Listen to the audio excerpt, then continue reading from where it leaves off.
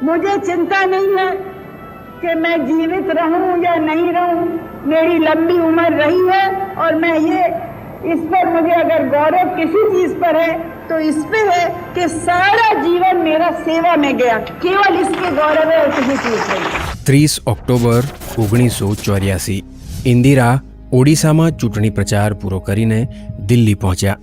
એ દિલ્હીમાં હોય ત્યારે સફદરજંગવાળા ઘરમાં રહીને લોકોને મળતા, પરંતુ જ્યારે તે શહેરથી બહાર હોય અને બીજી શિડ્યુલ પછી જ્યારે દિલ્હી પાછા આવે છે ત્યારે એવું નથી થતું.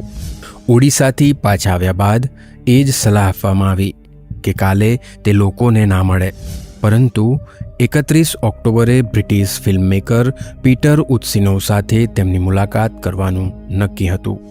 પીટર ઉત્સિનોવ ઇન્દિરા ઉપર એક ડોક્યુમેન્ટરી બનાવી રહ્યા હતા. આ ઇન્ટરવ્યૂ માટે ખુલ્લા બાગમાં સેટ ગોઠવવામાં આવી રહ્યો હતો, જેમાં થોડો સમય લાગી રહ્યો હતો. સવારના 9 વાગ્યા સુધીમાં ઇન્ટરવ્યૂ માટેની તૈયારી પૂરી થઈ ગઈ. આ ઇન્ટરવ્યૂ માટે પીટર ટેબલ ઉપર એક ટી સેટ રાખવા માગતા હતા. આ ટી સેટ ઇન્દિરાને પસંદ ના આવ્યો, તેથી તેમણે વેટરને બીજો સારો ટી સેટ લાવવા કહ્યું. પછી ઇન્દિરા જલ્દી ચાલતા સફદરજંગ રોડને એક અકબર રોડ સાથે જોડતા ગેટ સુધી પહોંચ્યા, જ્યાં સબ ઇન્સ્પેક્ટર બીએનસી તૈનાત હતો અને બાજુમાં ગાર્ડ સતવંતસિંહ સ્ટેનગન લઈને તૈયારી સાથે ઊભો હતો. જ્યારે ઇન્દિરા તેમની પાસે પહોંચ્યા ત્યારે નમસ્તેનો અવાજ આવ્યો અને બસ થોડી જ વારમાં ગોળી ચલવાનો અવાજ આવ્યો. બીએનસિંઘે પોતાની .38 બોરની સર્વિસ રિવોલ્વરથી ઇન્દિરા ગાંધી ઉપર ગોળી ચલાવી દીધી. કોઈને કશું જ સમજમાં ના આવ્યું.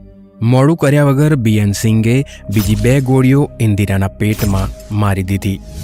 3 ગોળીઓ વાગતા જ ઇન્દિરા જમીન ઉપર પડી ગયા અને બોલ્યા, આ શું કરી રહ્યો છે? આટલું પૂરતું નહોતું. બોડીગાર્ડ સતવંતસિંહની સ્ટેનગન પણ ઇન્દિરા ગાંધી પર ગોળીઓનો વરસાદ વરસાવવા લાગી.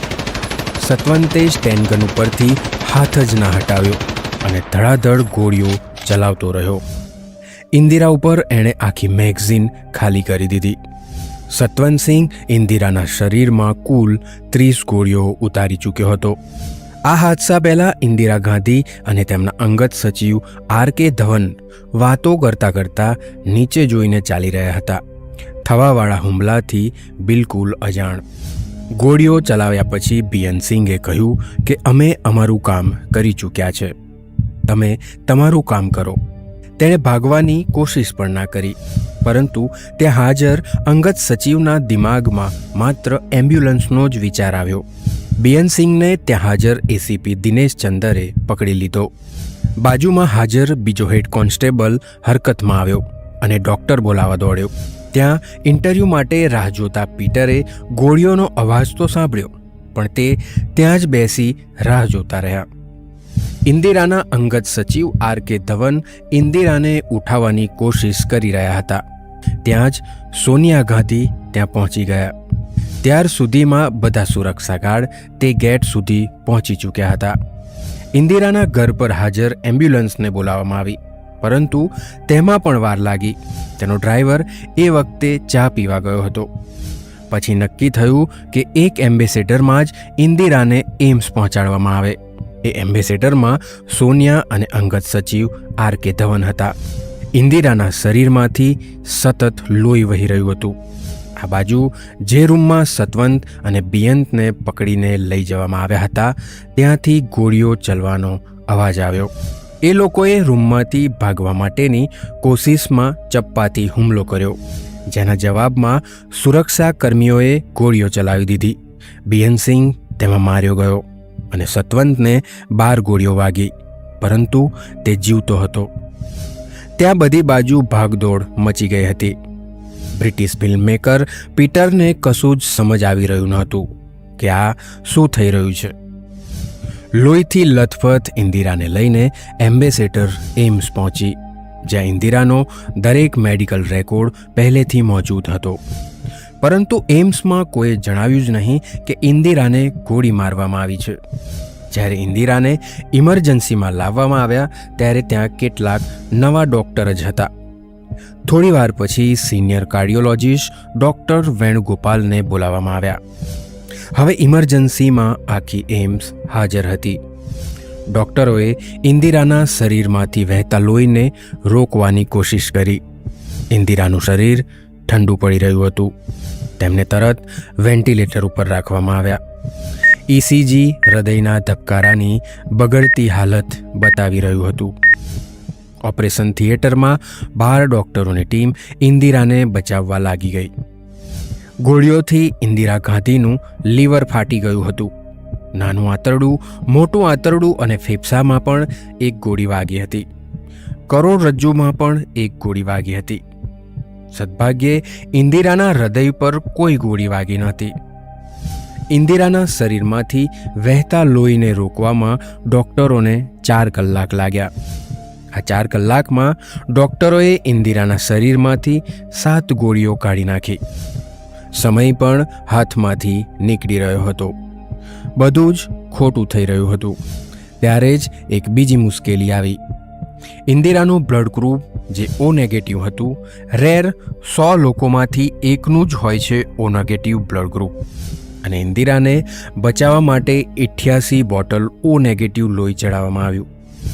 88 બોટલ લોહી હત્યારાઓની ગોળીઓના જખમોની આગળ ઓછું પડી ગયું. હવે મશીનો જ હતા જે ઇન્દિરાને જીવતા રાખ્યા હતા. લોહી વહેતું તો ડૉક્ટરોએ બંધ કરી દીધું હતું, પરંતુ હૃદય તે બરાબર કામ કરતું નહોતું. ઇન્દિરાના ધબકારા પાછા લાવવા માટે ફરીથી મશીનોનો સહારો લેવામાં આવ્યો. કઠિન સમય હતો. દરેક પળ ભારે હતી, ઇન્દિરા ઉપર અને ડૉક્ટર ઉપર. ઇન્દિરા જે ઓપરેશન થિયેટરમાં હતા તેની બહાર આખી કોંગ્રેસ જમા હતી. બધા માની ચૂક્યા હતા કે હવે ઇન્દિરા આપણા વચ્ચે નથી રહ્યા. બાજુના રૂમમાં નક્કી થઈ રહ્યું હતું કે હવે દેશની બાગડોર કોણ સંભાળશે. ઇન્દિરાના મૃત્યુ પછી રાજીવ પશ્ચિમ બંગાળથી દિલ્હી પહોંચ્યા. નક્કી થયું કે રાજીવને દેશના પ્રધાનમંત્રી બનાવી દેવામાં આવે. સોનિયા વચ્ચે આવી ગયા. તેમણે રાજીવને કહ્યું કે તે ના કહી દે. રાજીવે સ્વીકાર કરી લીધો અને સોનિયા ચૂપ થઈ ગયા. બપોરે 2 કલાક અને 23 મિનિટે ઇન્દિરા ગાંધીના મૃત્યુની અધિકારિક ઘોષણા કરવામાં આવી. એમ્સની બહાર હજારોની ભીડ હતી. લોકો ઇન્દિરાના નામના નારા લગાવી રહ્યા હતા. પોલીસે હાલત સંભાળવા માટે લાઠીઓ ચલાવી પડી રહી હતી.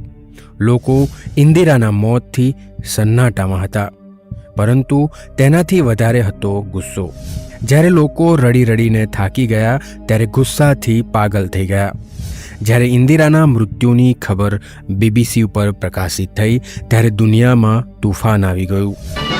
Mrs. Gandhi is assassinated. Her son takes over. અમેરિકાથી લઈને રશિયા સુધીના રાષ્ટ્રપતિઓને રાતે જ ખબર પહોંચાડી દેવામાં આવી હતી.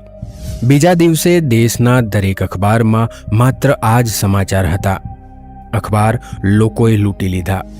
સાંજ સુધીમાં હાલત બગડી ચૂકી હતી. એમ્સની બહાર ઇન્દિરા ગાંધી અમર રહેના લોકો નારા લગાવી રહ્યા હતા. પણ જ્યારે શીખ બોડીગાર્ડ દ્વારા ઇન્દિરાની હત્યાની વાત સામે આવતા જ એ નારાઓ ઉન્માદમાં ફેરવાઈ ગયા. એમ્સથી પાછા ફરતી વખતે લોકોએ તોડફોડ શરૂ કરી દીધી. શીખો પર હુમલા શરૂ કરી દીધા. બસોમાંથી ઉતારીને શીખોને મારવામાં આવી રહ્યા હતા. સૌથી પહેલાં વિનયનગરમાં એક શીખ છોકરાને મારવામાં આવ્યો. ઉન્માદી ભીડે તેની મોટરસાઇકલ ફૂંકી મારી અને એ આગે પૂરી દિલ્હીને સળગાવી દીધી. નમસ્કાર દોસ્તો, દેશ અને દુનિયામાં બનતી ક્રાઇમની ઘટનાઓ અમે દરેક ગુજરાતી સુધી પહોંચાડી રહ્યા છે, એ પણ આપણી માતૃભાષા ગુજરાતીમાં. તો ગુજરાતીને સપોર્ટ કરો, વિડીયોને લાઇક કરો, શેર કરો અને ચેનલને સબસ્ક્રાઇબ જરૂરથી કરી લો. ફરી મળીશું આપણે એક નવી દિલધડક સ્ટોરી સાથે. ત્યાં સુધી નમસ્કાર.